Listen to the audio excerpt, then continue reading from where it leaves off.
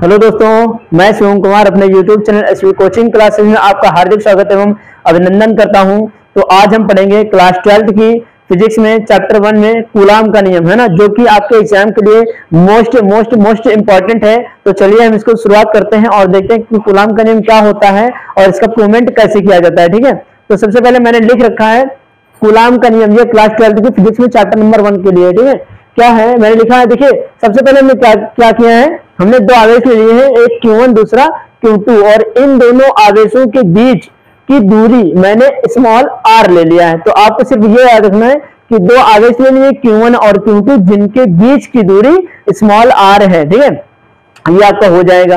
अब आइए हम देखें हमने क्या लिखा है। तो देखिए हमने क्या लिखा है, कूलाम के नियम में किन्हीं दो आवेशों के बीच लगने वाले कूलाम बल का मान दोनों आवेशों के गुणनफल के समानुपाती तथा इनके बीच की दूरी के वर्ग के व्युत्क्रमानुपाती होता है ना। अब ये क्या लिखा है मैंने सब नहीं समझा है ना, कोई बात नहीं, ठीक है, समझाते हैं।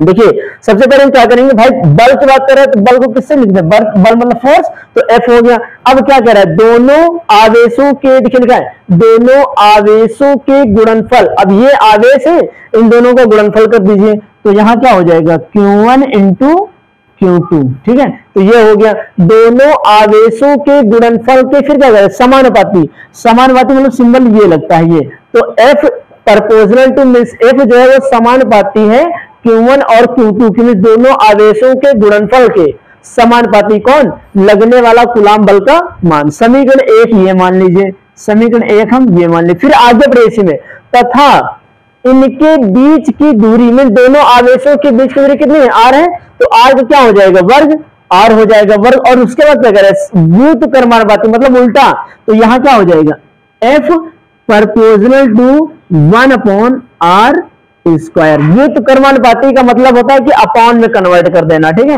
मींस बटे में लिखना। तो ये क्या हो जाएगा, F proportional to 1/r square, ये हो जाएगा समीकरण 2। उम्मीद करते हैं कि आपको ये लाइन समझ में आई होगी। देखिए एक बार फिर से समझ लीजिए कि इन्हीं दो आवेशों के बीच लगने वाला कूलाम बल का मान, इस बल का मान दोनों आवेशों के गुणनफल के समानुपाती, समीकरण हो गया, तथा इनके बीच की दूरी, दूरी मतलब r, यहां देखिए दोनों आवेशों के बीच की दूरी, दूरी का क्या है, वर्ग, वर्ग मैंने कर दिया। और क्या है, व्युत्क्रमानुपाती मतलब उल्टा हो जाएगा, तो F proportional to 1/r square, ये व्युत्क्रमानुपाती हो गया है, ये समानुपाती हो गया। तो ये समीकरण 1 और समीकरण 2। उम्मीद करते हैं इतना समझ आया होगा। अब हम आगे चले चलते हैं, तो देखिए क्या लिखेंगे, समीकरण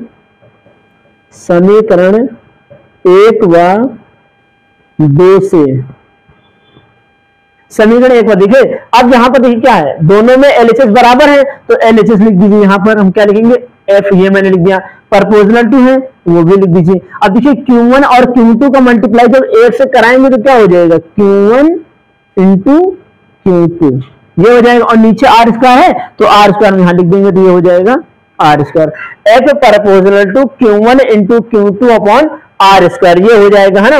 अब देखिए यहां से क्या करेंगे, जब ये हटता है तो एक नियतांक जुड़ जाता है, तो यहां क्या करेंगे, F बराबर, अब इसको हटा रहे हैं, इसको हटाने के बाद यहां क्या लिखेंगे, 1/4 पाई एप्सिलॉन नॉट, ठीक है, और इंटू फिर ये लिख दीजिए Q1 Q2 अपॉन में r स्क्वायर, ये हो जाएगा, है ना, ये हो गया। उसके बाद क्या करेंगे, देखिए यहां से, तो ये हमारा आ गया F बराबर 1/4 pi epsilon not into Q1 Q2 upon r square, ठीक है। यही हमें क्या करना था, प्रूव करना था, और ये आपका हो गया कूलाम का नियम, ठीक है। अब इसका मात्रक लिखना है हमें, तो मात्रक क्या लिखेंगे, देखिए मात्रक कैसे बनेगा, देखिए यहाँ पर Q1 और Q2 है, तो क्या हो जाएगा, कूलाम स्क्वायर होगा। ये क्या है, दूरी, दूरी का क्या होता है, मात्रक लंबाई होता है ना, तो क्या हो जाएगा, देखिए यहाँ पर न्यूटन, भाई बल है ना, तो न्यूटन मीटर स्क्वायर होगा कि नहीं होगा, ठीक है। तो यहां क्या हो जाएगा, चलिए देखिए, तो यहां क्या हो जाएगा, न्यूटन मीटर स्क्वायर, ठीक है, ये हो जाएगा। अब यहां से जरा देख लीजिए, हम लिखते हैं यहां पर 1/4 पाई एप्सिलॉन, एक नियतांक है और 1/4 पे जिसका मान लिखेंगे, जिसका मान है ना, यहाँ पर क्या हो जाएगा 1/4 पाई एप्सिलॉन नॉट, ठीक है, लिख देते हैं 1/4 पाई एप्सिलॉन का मान कितना होता है, यहाँ हो जाएगा 9 × 10⁹ न्यूटन मीटर स्क्वायर पर कूलम स्क्वायर, ठीक है, ये हो जाएगा न्यूटन मीटर स्क्वायर प्रति कूलम स्क्वायर, है ना। तो ये आपको हो गया 1/4 पाई एप्सिलॉन, ठीक है, 1/4 पाई एप्सिलॉन, और यहाँ के लिखे हैं, हाँ के भी तो हो जाएगा 1/4 पाई एप्सिलॉन नॉट, और ये क्या हो जाएगा, है ना, ये हो जाएगा इतना ये।